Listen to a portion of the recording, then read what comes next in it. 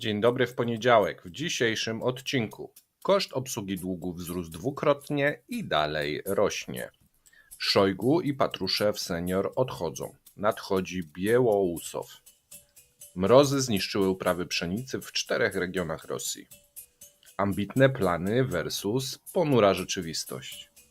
Ukraińcy stosują dziką łasicę do polowania na radary rosyjskie. Zapraszamy. Dzień dobry, dzień dobry. Dobry. Z tej strony Mateusz Lech oraz Paweł Jeżowski. Witamy w poniedziałek 13. Więc mam nadzieję, że nie pechowy, chociaż dla jednej zajezdni w Bytomiu autobusów jednak pechowy, bo się pali cała.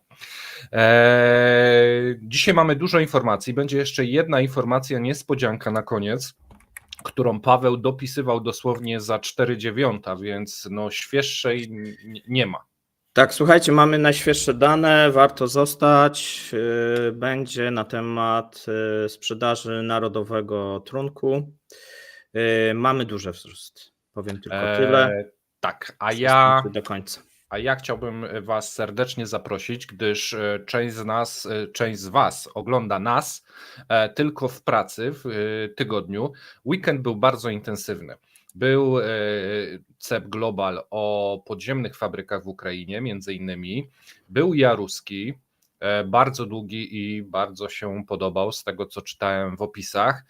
Był pierwszy odcinek Wieczoru z Wacławem, który też według tych, którzy napisali, chociaż była jedna osoba, mówi nie, ten humor to nie, ale 99% naszych widzów, którzy oglądali, powiedzieli, że tak, jak najbardziej. W niedzielę był chiński ekonomiczny przegląd, więc też gorąco zapraszamy z Łukaszem Kobierskim, a potem jeszcze 2 programy. Live z Pawłem, no i top 10. Więc jeżeli ktoś ma dzisiaj dużo czasu, to my mamy dużo materiału dla nich. Tak, słuchajcie, jeszcze 2 komunikaty. Chcielibyśmy oficjalnie przeprosić Ligę Krasnali za ostatni program. To nie miało tak wyglądać, to wyszło tak z przypadku. Szanujemy wszystkich Krasnali, obiecujemy, że się poprawimy. I drugi komunikat, Wacuś cały czas czeka, żeby ktoś go przygarnął, jakiś patron, bo cały czas nie ma nikogo, a więc zapraszamy tutaj do wsparcia. W dal, nie, że ktoś przyjdzie i powie, mój ty jesteś. Mój ty. Tak. Przechodzimy do informacji. Bo będę mu cytował wtedy wiersz i wtedy on się zamyka w sobie i wtedy nie jest za dobrze. A my przechodzimy, słuchajcie, do informacji.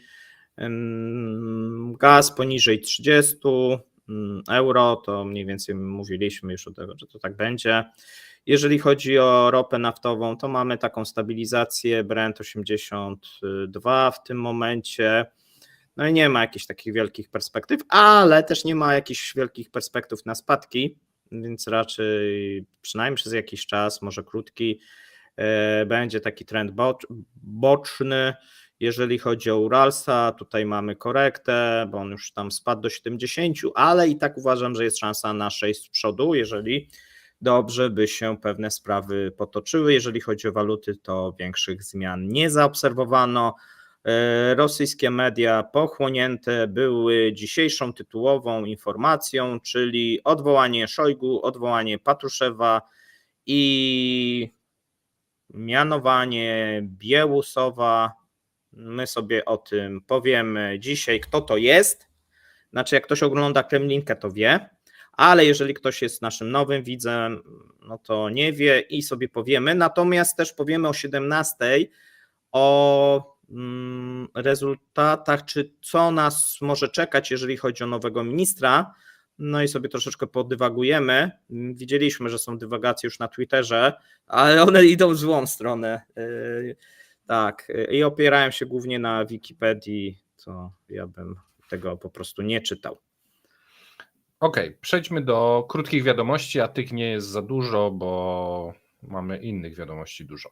W Rosji brakuje 30 000 lekarzy. stwierdził przewodniczący Dumy Państwowej Wiaczesław Wołodin podczas dyskusji w Izbie Niższej na temat kandydatury Michaiła Miszustina na szefa rządu. Jeżeli ktoś nie oglądał naszego odcinka z obecnym tu Rewanem na czacie, to zapraszamy. Myślę, że bardzo fajny. Wkrótce może nakręcimy coś jeszcze. 30 000 dużo, ale nie aż tak dużo. Druga wiadomość to też weekend, gazety poświęciły, no czyli zawalenie się wieżowca w Białgorodzie. No i tutaj mamy, jeżeli chodzi o Białgorod, na ten moment 15 osób już zginęło, my powodowaliśmy wczoraj 8, a więc mamy wzrost. Cały czas kilka osób jest w stanie ciężkim. No tak. Będziemy informować, jak będzie coś nowego w tym temacie. Swoją drogą wynikło już, czy to uderzenie rosyjskie, ukraińskie, czy sabotaż? Ukraińskie. Znaczy, no wszystko wskazuje, że ukraińskie. Mhm. Nie, sabotaż nie. No i tu Rosjanie wskazują na, no po prostu ta rakieta gdzieś zboczyła, mówi się o toczce U. Mówi się też o innych, tak, że to był prawdopodobnie błąd, tak. No natomiast no, wygląda ten wieżowiec no strasznie, tak. No, jeżeli ktoś widział zdjęcia, my tych zdjęć oczywiście nie publikujemy, natomiast no, ta wojna na całego, można powiedzieć, doszła do Białgorodu. No i raczej spodziewałbym się kolejnych ataków ze względów na ten atak w Charkowskim. No i tu Ukraińcy będą chcieli odciąć przede wszystkim składy paliw, co zresztą czynią dosyć skutecznie, no jak i również zaopatrzenie i logistykę rosyjską. Okej. To tyle, jeżeli chodzi o shorty. Zanim przejdziemy do dłuższych informacji, konkurs Kremlinki. Pamiętajcie, rozdajemy kubeczki. Trzecia seria powoli się już kończy, będzie trzeba myśleć nad czwartą. A Paweł, proszę Ciebie Początek. o początek, tak. A, to jest już początek, to początek. Tak, początek to jest pierwszy człon. Okej, dobrze. Zapiszcie sobie, pamiętajcie, uwzględniamy tylko te zgłoszenia, które są zgodne z regulaminem. Przy każdym odcinku jest link do regulaminu. Zapoznajcie się z nim, proszę, żebyśmy nie przedłużali, a ja już przechodzę do dzisiejszego dłuższego tematu. Słuchajcie, koszt obsługi długu Federacji Rosyjskiej wzrósł od czasu pandemii dwukrotnie, a w przyszłym roku wzrośnie o kolejne 30%. Minister finansów Anton Siluanow twierdzi, że na razie sytuacja jest pod kontrolą. Rosja wydaje na obsługę długu publicznego około 1,5 biliona rubli rocznie. Tak powiedział przynajmniej posłom, to dokładnie 2 razy więcej niż przed rokiem 2020. Na dolary to jest około 15 miliardów dolarów odsetek. Sytuacja na razie dramatyczna nie jest. Dla przykładu koszt obsługi długu polskiego w przeliczeniu na dolary to jest około 20 miliardów dolarów, tak sobie przynajmniej sprawdzałem, ale wydaje się, że Rosja już w przyszłym roku nas przeskoczy i będzie rozpędzać się dalej. Dla przypomnienia, Rosja przed wojną miała nadwyżki budżetowe 600 miliardów dolarów odłożone w Narodowym Funduszu Dobrobytu i posiadała potężne dochody z ropy i gazu sprzedawane do Europy. Zawsze warto podać te dwie rzeczy razem, aby zrozumieć wektory, w którą stronę to idzie i skalę, w którą idziemy. Wzrost wydatków budżetowych najpierw z powodu pandemii, a później z powodu wojny i sankcji wymusił na Ministerstwie Finansów zwiększenie kredytów i zmianę ich struktury. Musiał emitować coraz więcej obligacji o zmiennym oprocentowaniu powiązanym z inflacją lub wartością pieniądza na rynku. Udział takich obligacji w strukturze długu Ministerstwa Finansów wynosi już prawie 50%, powiedział minister, tłumacząc, że wzrost kosztów obsługi długu wzrostem tego typu pożyczek, no po prostu więcej tego emitują. Podskoczyły stopy procentowe i inflacja, a wraz z nimi wielkość płatności, jakie musi dokonywać Ministerstwo Finansów. Nie ma wyboru. Siłanow zauważył, że w latach 2020-2021 banki niechętnie pożyczały pieniądze na stałe oprocentowanie lub żądały zbyt wysokiego zwrotu. Musieliśmy zaciągać pożyczki pod instrumenty rynkowe powiązane z wartością pieniądza. Sytuacja pogorszyła się, gdy izolacja Rosji na światowych rynkach finansowych nastąpiła po wybuchu wojny.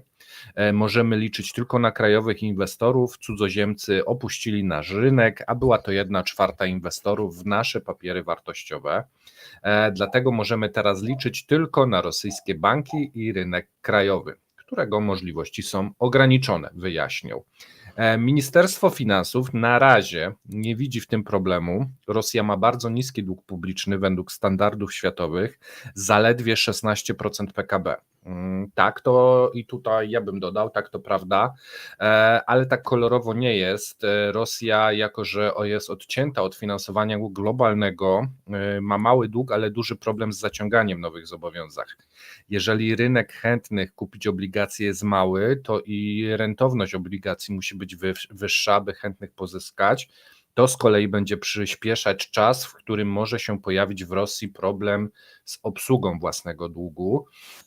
Siłanow podkreślił sytuację, że w zakresie kosztów obsługi długu na razie określa jako absolutnie stabilną, wynoszącą nieco ponad 4% dochodu budżetu, którego, jak mówi, budżet rośnie. Zwiększył się nasz budżet, dlatego uważamy, że sytuacja z długiem i kosztami jego obsługi na razie jest pod kontrolą.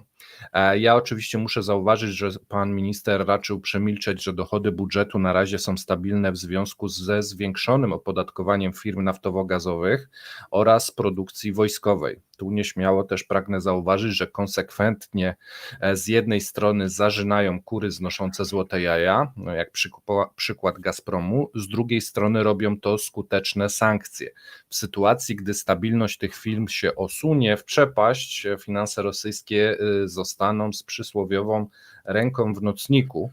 I tu chciałbym, Paweł, żebyś mi przyznał rację lub zaprzeczył. Przyznaję ci rację. Dziękuję. Miało być chyba. Nie, chcesz coś dopowiedzieć w tej kwestii? Nie, powiedziałeś większość rzeczy, tak? Akurat faktycznie przyznaję ci rację. Nie tylko tak, bo na stopie koleżeńskiej, tylko też... Bo artykuł, jak czytałem, to był taki bardzo optymistyczny, a mnie to się tak za bardzo nie spinało. To wbrew pozorom nie jest. W przypadku Rosji, która prowadzi konflikt, podwojenie obsługi długu, no to nie jest do końca dobry pomysł, ale wyboru po prostu nie ma i do tego się tworzy taką... Tak. Trochę teorię. My sobie, słuchajcie, przejdziemy do Szojgu. Szojgu, Patruszew senior odchodzą.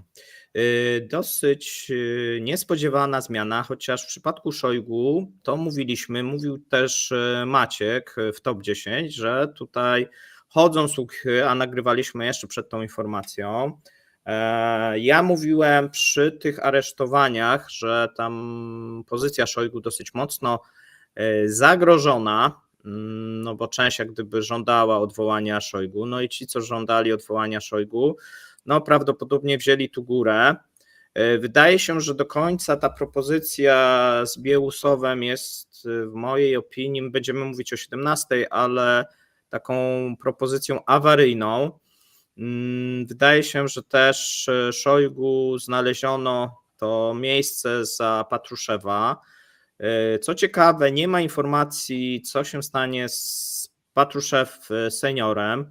Wiemy tylko, że został zapewniony, że tak powiem, awans dla jego syna, natomiast co z nim samym się stanie, nie wiemy, czy na jakie stanowisko zostanie wyznaczony.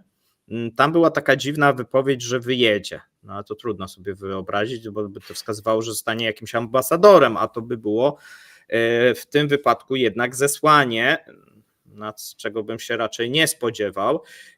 Za 2-3 dni się to wyjaśnia, więc tu akurat nie będziemy dywagować. Powiemy sobie na temat przyszłego ministra, bo okazuje się, że późnym wieczorem w niedzielę prezydent Władimir Putin przedstawił Radzie Federacji, bo to jest tak, że on przedstawia, Rada Federacji teoretycznie wybiera tych, co przedstawia.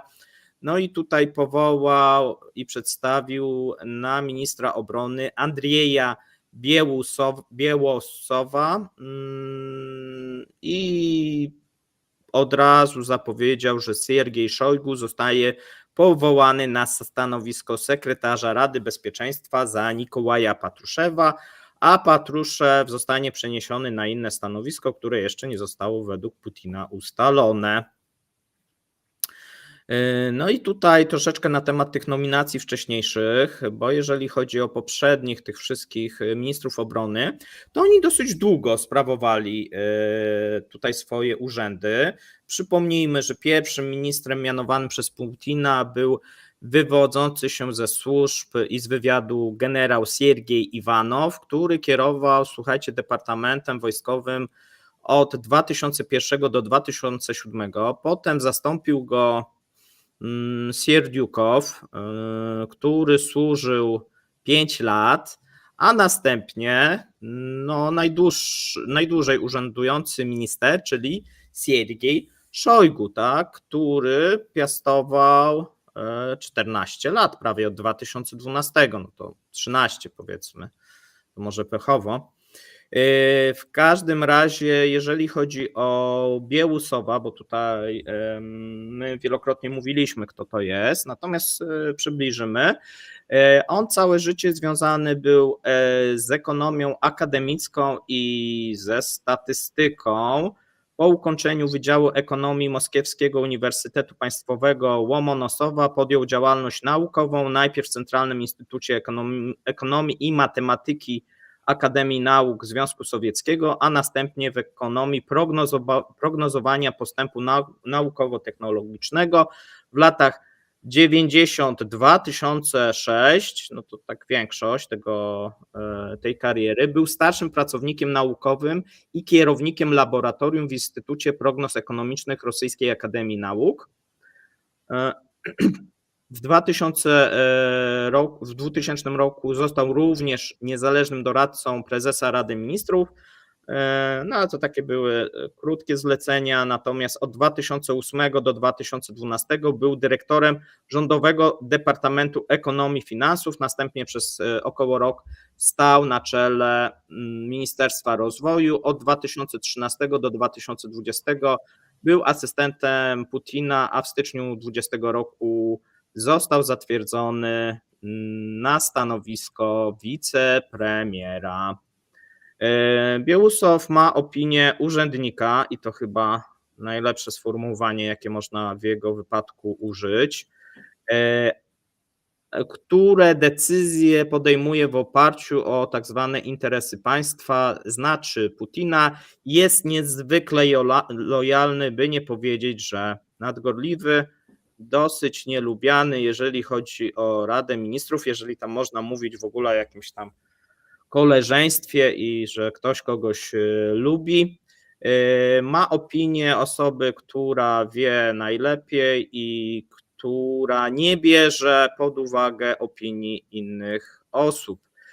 Sekretarz prasowy prezydenta Dmitrija Pieskowa powiedział reporterom, że nominacja Biełusowa jest tłumaczona zwiększonymi wydatkami na cele wojskowe, no i to prawda. Budżet Ministerstwa Obrony jeszcze niedawno wynosił 3% produktu krajowego brutto, potem więcej, ostatnio nawet 7%, a w najbliższej przyszłości zaczyna osiągać niebezpieczne poziomy z połowy lat 80. Według tutaj Pieskowa to wymaga szczególnie ważnych decyzji. Bardzo ważne jest zintegrowanie gospodarki bloku energetycznego z gospodarką kraju. No i to oczywiście zostało źle zinterpretowane przez większość tutaj, bo już ISW na ten temat napisało. Natomiast okazuje się, że jednym z priorytetów pracy ma być opracowanie autarkii technologicznej. Takie plany od dawna wspiera wicepremier, jest tego gorącym zwolennikiem. Tutaj mamy wypowiedź. W istocie potrzebna jest ustawa o urzeczywistnieniu suwerenności technologicznej, powiedział Białousław na spotkaniu z Putinem w listopadzie ubiegłego roku. To jest całkowicie sprawdzona i przemyślana i niezwykle potrzebna decyzja, tak powiedział, no właśnie, szef Komitetu Obrony Dumy Państwowej generał pułkownik Andrzej Kartapałow. To ciekawa też wypowiedź.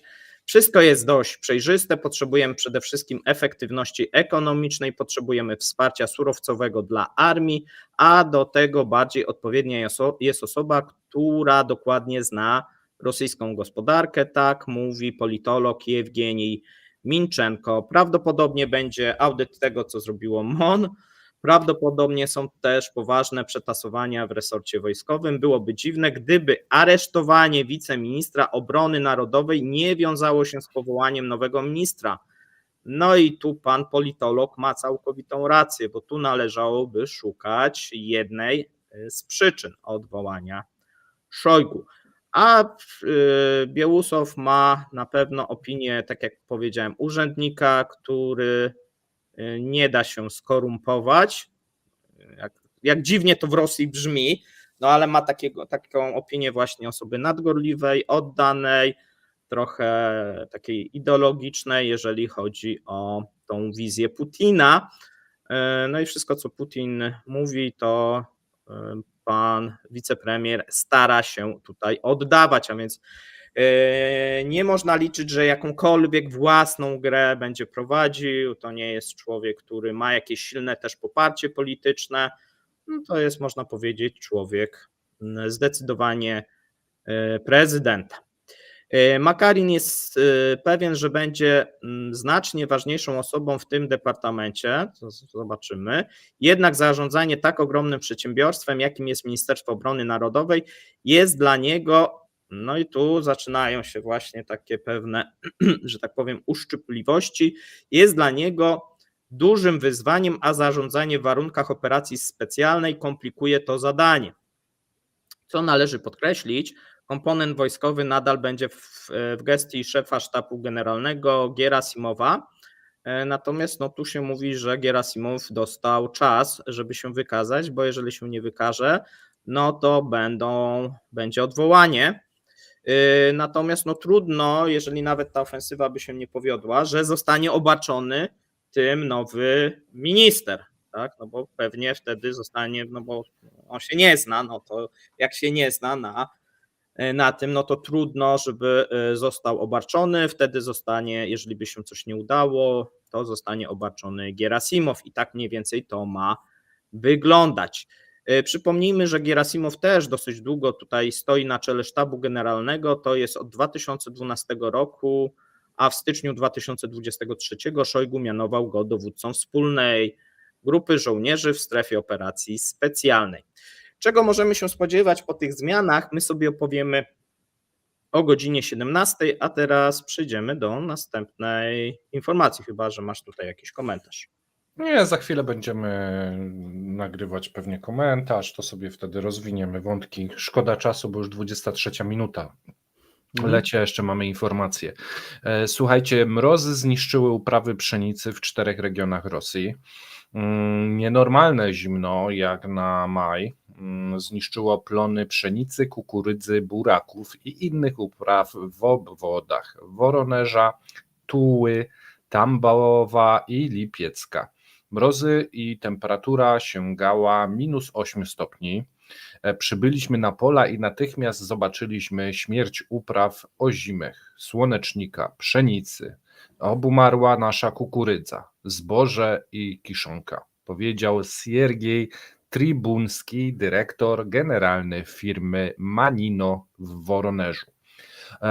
Obecnie szkody poniesione przez tylko samą firmę Manino wynoszą 80 milionów rubli, a ogólna skala katastrofy nie jest obecnie znana, czyli mieliśmy powódź, teraz może mniej widowiskowe, ale mrozy.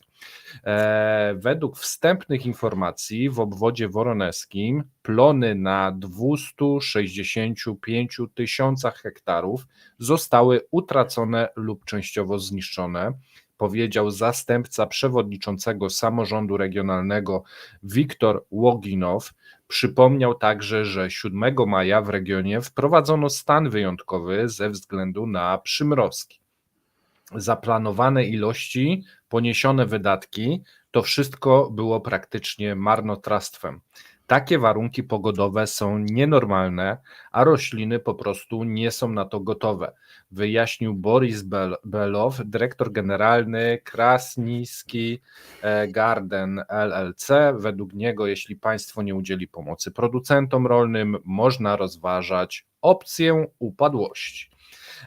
Na początku maja wiele regionów Rosji doświadczyło ostrego, niezwykłego ochłodzenia. Zarówno europejska, jak i azjatycka część Rosji została zaatakowana przez naturę. To już któryś raz w tym roku, jak natura nie rozpieszcza Rosjan. Na przykład opady śniegu na Uralu doprowadziły do problemów z prądem, korków i odwołania wydarzeń publicznych. Też widzieliśmy na paradzie 9 maja padał śnieg. Utrata plonów w wyniku mrozu może spowodować wzrost kosztów wielu produktów spożywczych, mówi specjalista do spraw rynku zbóż Aleksander Korbut. I teraz ja mam do ciebie, Paweł, pytanie. Myślisz, że skala ewentualnych strat może być powiązana z jakością ziarna, które na przykład jest zasiewane, że nie wiem, te zachodnie są trochę bardziej odporne i by było mniej strat, tu będzie więcej. Wiesz, czy tu są elementy takie, które mogą się składać? Bo I nie mówiliśmy jestem o tym. specjalistą, wiesz, jednak od ziarna. To musiałbyś Ale jesteś taki mądry. Wacka spytać, Mhm. bo czasami może coś skonsumować. Płynnej też nie jestem specjalistą części. No przymrozki były i ten mróz był. Ceny pszenicy jako jeden z czynników wzrostu, no wskazuje się no ogólnie susze, no i te mrozy w Rosji, gdzie się spodziewa, że jeżeli chodzi o ten rok, no będzie słabiej. A o ile słabiej i jak te odmiany, nie wiem. Jeżeli ktoś się zna na ziarnie, dajcie znać proszę w komentarzach. Znaczy pewnie ma pod to wpływ, odcinkiem. natomiast czy to rosyjskie ziarno jest bardziej, czy mniej i które i jak, no to ja tego nie wiem.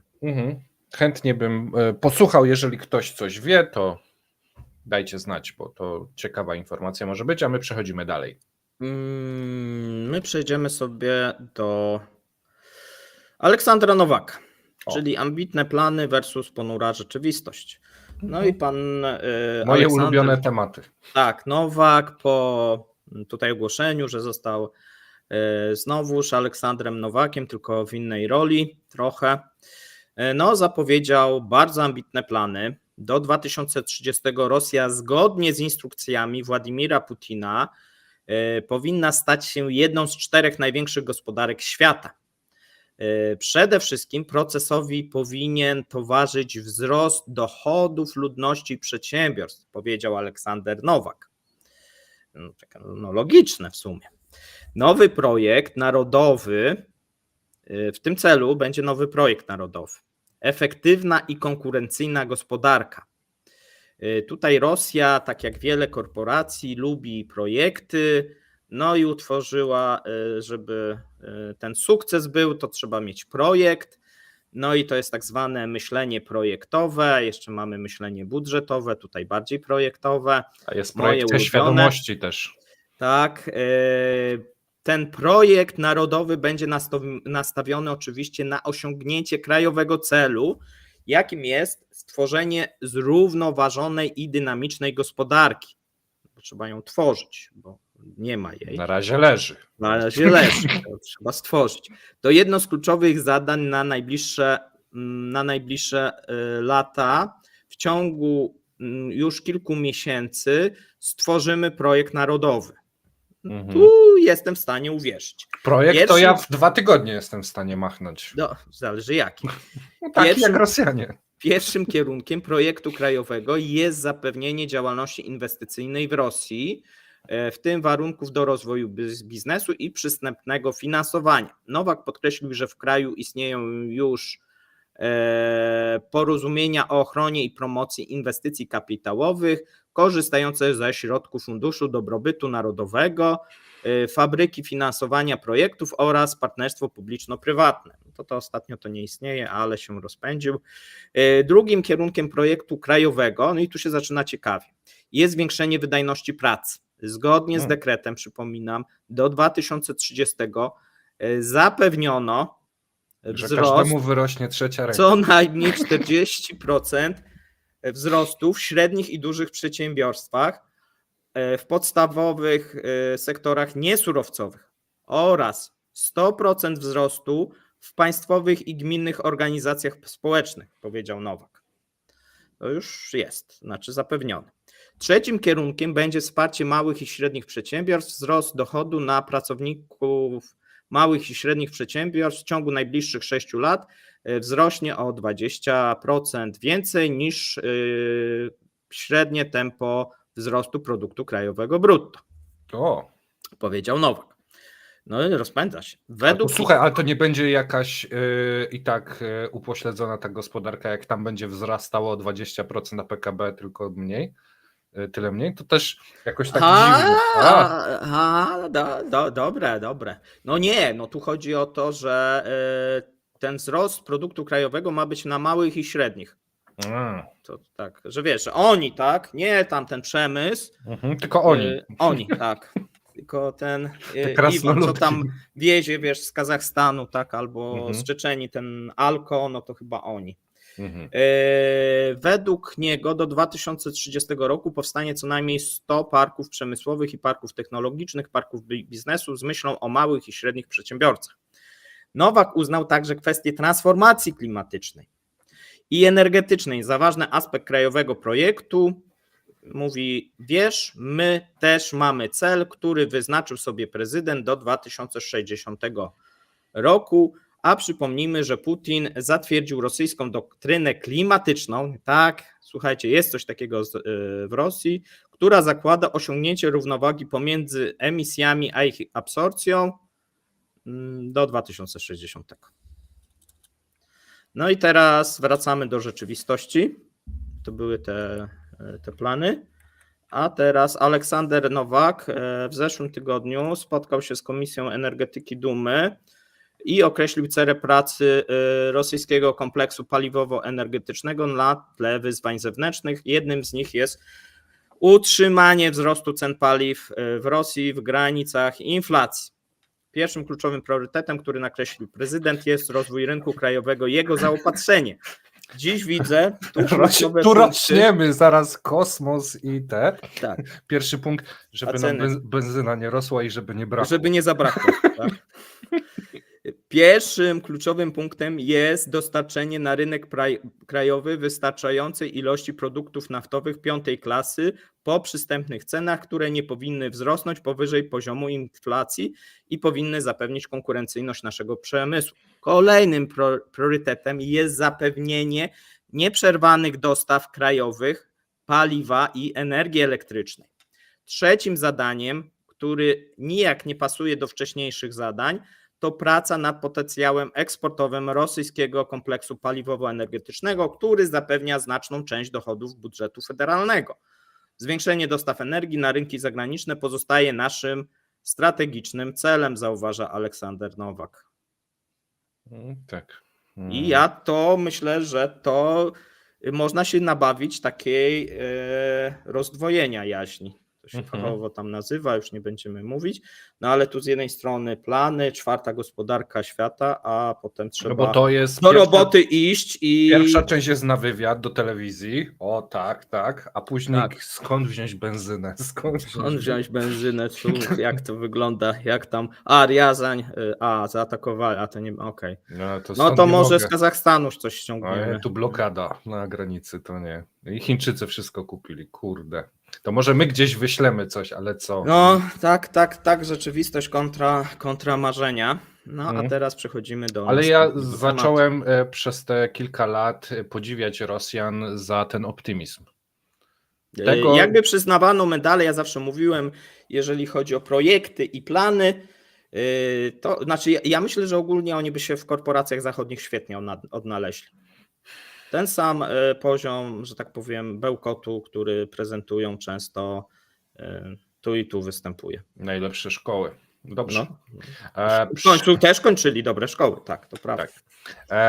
Teraz tak, przejdźmy do tematu z dziką łasicą.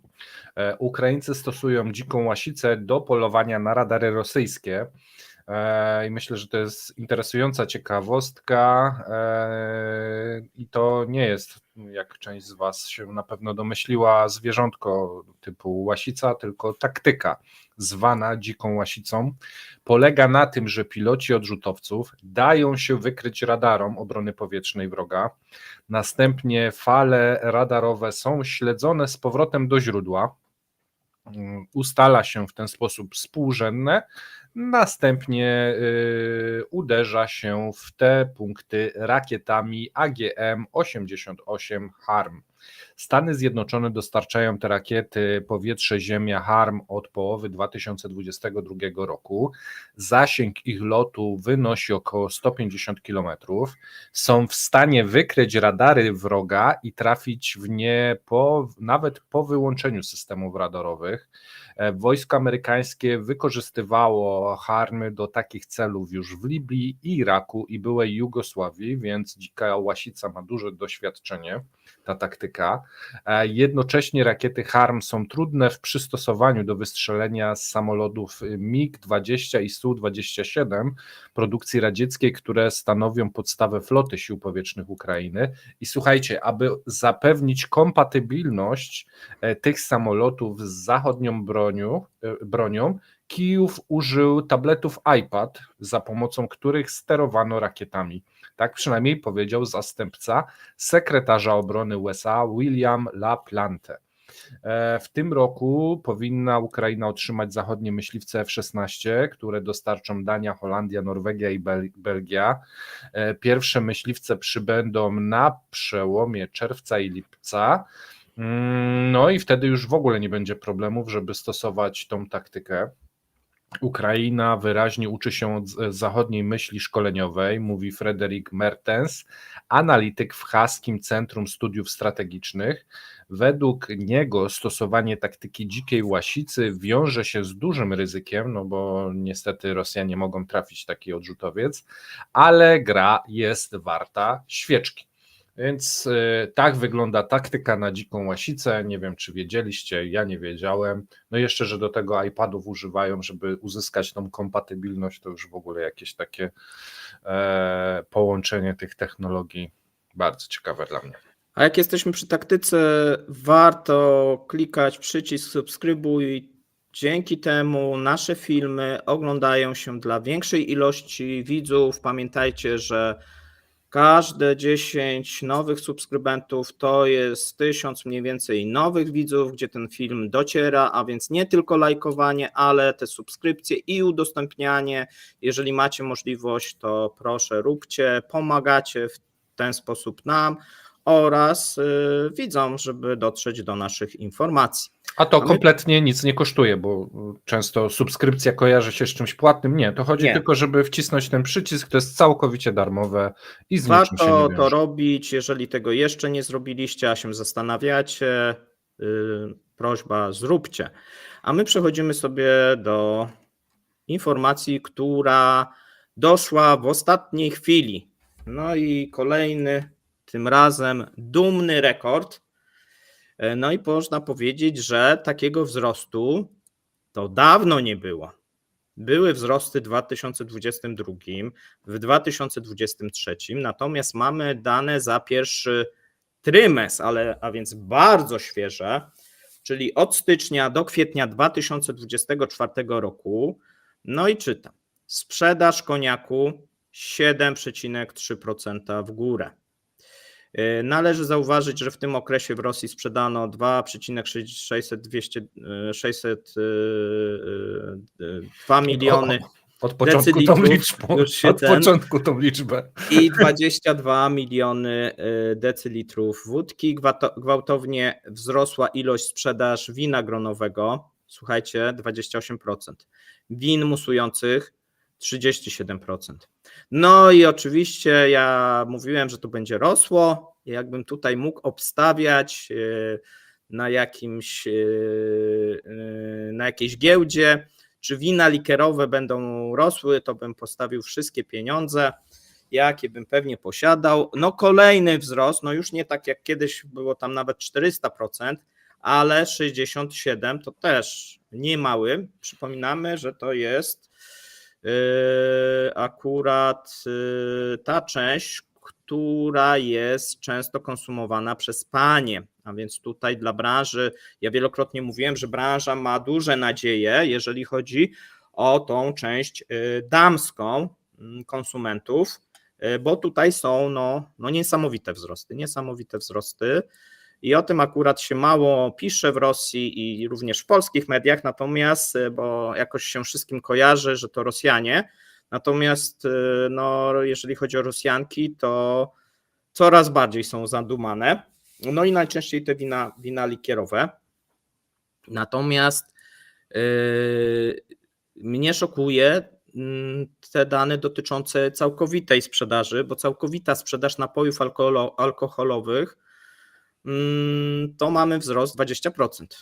I to jest wzrost w stosunku do zeszłego roku, czy od... Tak, do zeszłego roku. A w zeszłym roku już była jakaś wysoka liczba, a jeszcze wcześniej była jakaś wysoka liczba? Tak, od momentu... Od czasu wojny... Tak, rozpoczęcia konfliktu, no to po prostu bijemy rekord za rekordem. To jest jedna z branż, która dostarcza, i to jest ta oficjalna, jeszcze mamy tą nieoficjalną, tak? Gdzie co też mówiliśmy, wzrośnie. że to stanowi nawet do połowy, czyli najczęściej tam Rosjanie się akurat zaopatrują, Rosjanki mniej chętnie. Natomiast też jeżeli popatrzymy, no i to może jest taki płomyczek, ale to bardziej bym nazwał płomyczkiem, bo wzrosła sprzedaż produktów o niskiej zawartości, no i tam mamy wzrost o 38%. Czyli wszystko co się da chleją. Tak, wszystko co się da. To już piją, przekroczyliśmy tą wskazówkę z piją na chleją. No wraca to wszystko do tych obrazków z lat 90. Jeszcze jakby dorzucić tam kosmetyki, te napoje, bo część jest w takich baniakach 5-litrowych, jako płyny do dezynfekcji sprzedawane i to tam mamy wzrosty po kilkaset procent, to też się bardzo dobrze sprzedaje. No plus jeszcze alkohol medyczny i ten nielegalny, no to obraz jest strasznie ponury. Dodaj do tego 30 000 brakujących lekarzów, służba zdrowia, która jest tragiczna. No i Putina, który chce wydłużyć średnią życia. 81. To trzeba będzie nowe wątroby, Jakąś taką farmę, biolaby, gdzie tylko wątroby robią. Współczuję tutaj. Tak, temat bardzo poważny, ale tak jest. Rosja nie tylko traci finansowo, nie tylko traci żołnierzy, ale wraca do najgorszych swoich mrocznych czasów. A my tym optymistycznym akcentem przejdziemy do drugiej części naszego konkursu, ale ja chyba nie zapisałem pierwszej, chociaż wydaje mi się, że pamiętam.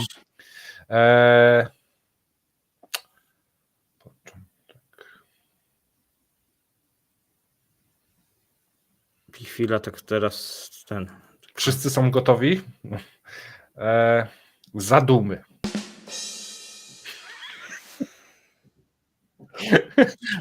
A, ty czekałeś, żebym dobrze. Znacie 2 człony hasła. Życzymy powodzenia. Nie zaczynajcie tak tygodnia. bo o 17 się widzimy. Trzymajcie się. Cześć. Cześć.